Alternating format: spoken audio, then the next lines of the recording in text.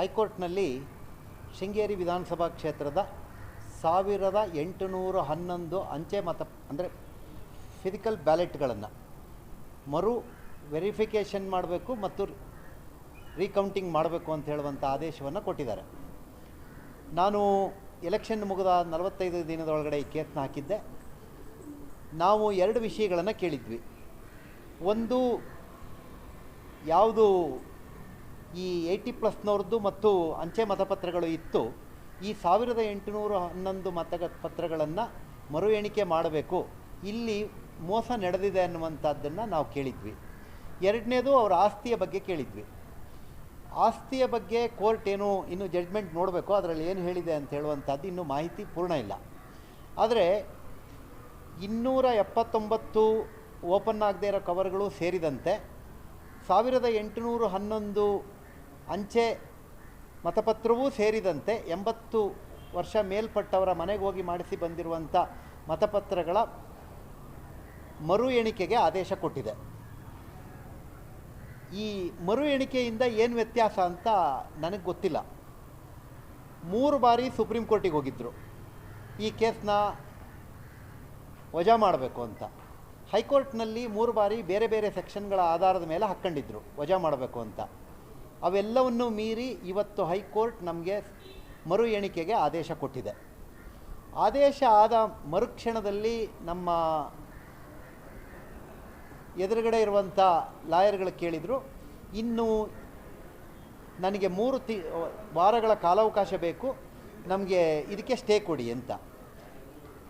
ಮಾನ್ಯ ನ್ಯಾಯಮೂರ್ತಿಗಳು 3 ವಾರ ಅಂತ ಇವರು ಕೇಳಿದಾಗ ನಮ್ಮ ವಕೀಲರು ಇದನ್ನು ಯಾಕೆ ಕೊಡಬೇಕು ಅಂತ ಹೇಳಿದ ಪರಿಣಾಮವಾಗಿ 2 ವಾರಗಳ ಕಾಲಾವಕಾಶವನ್ನು ಕೊಟ್ಟಿದ್ದಾರೆ.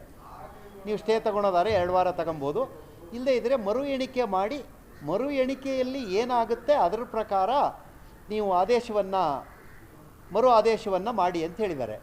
ಈಗ ನನಗೆ ಜಾಸ್ತಿ ಬರುತ್ತೋ ಅವ್ರಿಗೆ ಜಾಸ್ತಿ ಬರುತ್ತೋ ಗೊತ್ತಿಲ್ಲ.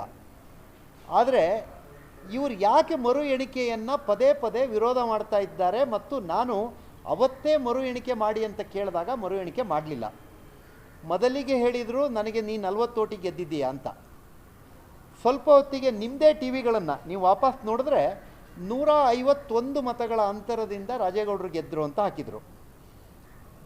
ಸಂಜೆ ಹೊತ್ತಿಗೆ 201 ಮತಗಳ ಅಂತರದಿಂದ ಕಾಂಗ್ರೆಸ್ ಅಭ್ಯರ್ಥಿಯ ಗೆಲುವು ಅಂತ ಬಂತು. ಯಾಕೆ ಈ ಡಿಫರೆನ್ಸ್ ಎಲ್ಲಿಂದ ಬಂತು? ಈ ಅನುಮಾನದ ಆಧಾರದ ಮೇಲೇ ನಾನು ಇಲ್ಲಿ ಮೊಕದ್ದಮೆಯನ್ನು ದಾಖಲು ಮಾಡಿದ್ದೆ. ಇವತ್ತು ಕೋರ್ಟ್ ಆದೇಶ ಕೊಟ್ಟಿದೆ, ಎಣಿಕೆ ಆಗಲಿ, ಎಣಿಕೆ ಆದಾಗ ಅಲ್ಲಿ ಯಾರಿಗೆ ಹೆಚ್ಚು ಬಂದಿದೆ ಅವರಿಗೆ ಗೆಲುವಾಗಲಿ ಅಂತ ಹೇಳುವಂಥದ್ದನ್ನು ನ್ಯಾಯಮೂರ್ತಿಗಳು ಇವತ್ತು ಹೇಳಿದ್ದಾರೆ. ಯಾರನ್ನೂ ಡಿಸ್ಕ್ವಾಲಿಫೈ ಮಾಡಿಲ್ಲ. ಮಾಲೂರಿನ ನಂಜೇಗೌಡರು ನಾನು ಮಾಧ್ಯಮದಲ್ಲಿ ನೋಡಿದ್ದೆ, ಯಾಕೆ ಸುಪ್ರೀಂ ಕೋರ್ಟಿಗೆ ಹೋಗ್ತಾ ಇದ್ದೀರಿ ಅಂತ ಕೇಳಿದಾಗ ಅವರೊಂದು ಉತ್ತರ ಕೊಟ್ಟರು. ನಾನು ಸುಪ್ರೀಂ ಕೋರ್ಟಿಗೆ ಹೋಗ್ತಾ ಇರೋದು ಮರು ಎಣಿಕೆಯ ವಿರುದ್ಧ ಅಲ್ಲ, ನನ್ನನ್ನು ಡಿಸ್ಕ್ವಾಲಿಫೈ ಮಾಡಿದ್ರ ವಿರುದ್ಧವಾಗಿ ಹೋಗ್ತಾ ಇದ್ದೀನಿ ಅಂತ ಹೇಳಿದ್ರು. ಆದರೆ ಇಲ್ಲಿ ಡಿಸ್ಕ್ವಾಲಿಫೈ ಆಗಿಲ್ಲ, ಆದರೂ ಸುಪ್ರೀಂ ಕೋರ್ಟಿಗೆ ಹೋಗ್ತೀನಿ ಅಂತ ಹೇಳುವಂಥದ್ರ ಹಿಂದಿರೋದೇನು? ಆಗಲಿ, ನಾವು ಪೂರ್ಣ ಎಣಿಕೆ ಕೇಳಿಲ್ಲ, ಕೇವಲ 1811 ಫಿಸಿಕಲ್ ಬ್ಯಾಲೆಟ್ಗಳನ್ನು ಮಾತ್ರ ಕೇಳಿದ್ದೀವಿ, EVM ಕೇಳಿಲ್ಲ. ನಾವು EVMಗಳನ್ನು ಕೇಳದೇ ಇರೋದರಿಂದ ನಮ್ಮ ಪ್ರೇಯರ್ ಇದ್ದಿದ್ದೇ ಫಿಸಿಕಲ್ ಬ್ಯಾಲೆಟ್ಗಳು, ಅದನ್ನು ಕೋರ್ಟ್ ಮಾನ್ಯ ಮಾಡಿದೆ. ನನಗೆ ಯಾರು ಗೆಲ್ತಾರೆ ಅದು ಮತ್ತೆ ನೋಡೋಣ. ಆದರೆ ನನಗೆ ಈಗ ಆಶಾವಾದ ಬಂದಿದೆ. ಅವರು ಪದೇ ಪದೇ ಸುಪ್ರೀಂ ಕೋರ್ಟಿಗೆ ಹೋಗ್ತೀನಿ, ಹೈಕೋರ್ಟ್ನಲ್ಲಿ 4 ಸರಿ ಹಾಕ್ತೀನಿ ಅಂದರೆ ಅಲ್ಲಿ ಏನೋ ಒಂದು ವ್ಯತ್ಯಾಸ ಆಗಿರೋದಕ್ಕೆ ಇವರು ಈ ರೀತಿ ಒದಕಂತ ಇದ್ದಾರೆ. ನಾವು ಅಲ್ಲಿ ವ್ಯತ್ಯಾಸ ಆಗಿದೆ ಅನ್ನೋ ಕಾರಣಕ್ಕಾಗೇ ಕೇಸ್ ಹಾಕಿದ್ದೀವಿ. ಎಣಿಕೆ ಆಗಲಿ, ಪಾರದರ್ಶಕವಾಗಿ ಆಗಲಿ ಅಂತ ಮಾತ್ರ ಕೇಳ್ತೇನೆ. ನಾವು ಹೇಳಿದ್ದೀವಿ ಕೋರ್ಟಲ್ಲಿ, ನೋಡಿ 279 ಅಂಚೆ ಮತಪತ್ರಗಳನ್ನು ಪ್ರಿಸೈಡಿಂಗ್ ಆಫೀಸರ್ ಸಿಗ್ನೇಚರ್ ಹಾಕಿಲ್ಲ ಅನ್ನೋ ಕಾರಣಕ್ಕಾಗಿ ಓಪನ್ನೇ ಮಾಡಿಲ್ಲ. ನನ್ನ ಮಾರ್ಜಿನ್ ಇರೋದು ಕೇವಲ 201. ಅವ್ರ ಪ್ರಕಾರ, ನನ್ನ ಪ್ರಕಾರ ನಾನು 40 ಓಟಿಗೆ ಗೆಲ್ತೀನಿ. ಇದು ನಾನು ಹೇಳ್ತಾ ಇರೋದಲ್ಲ, ಅವತ್ತು ಕೌಂಟಿಂಗ್ ಆಫೀಸರ್ ಹೇಳಿರೋದು.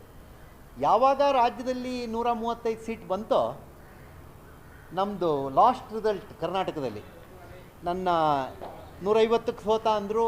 ಲಾಸ್ಟಿಗೆ ನಿಮ್ಮದೇ ಮಾಧ್ಯಮಗಳನ್ನು ತೆಗೆದು ಕ್ಲಿಪ್ಪಿಂಗ್ಸ್ ನೋಡಿ, ನಾನು ಬೇಕಿದ್ರೆ ಹಾಕ್ತೀನಿ. 151 ಅಂದವರು ಸಂಜೆಗೆ 201 ಅಂದರು. ಅದೆಲ್ಲದಕ್ಕಿಂತ ಈ ದೇಶದ ಸಂವಿಧಾನದಲ್ಲಿ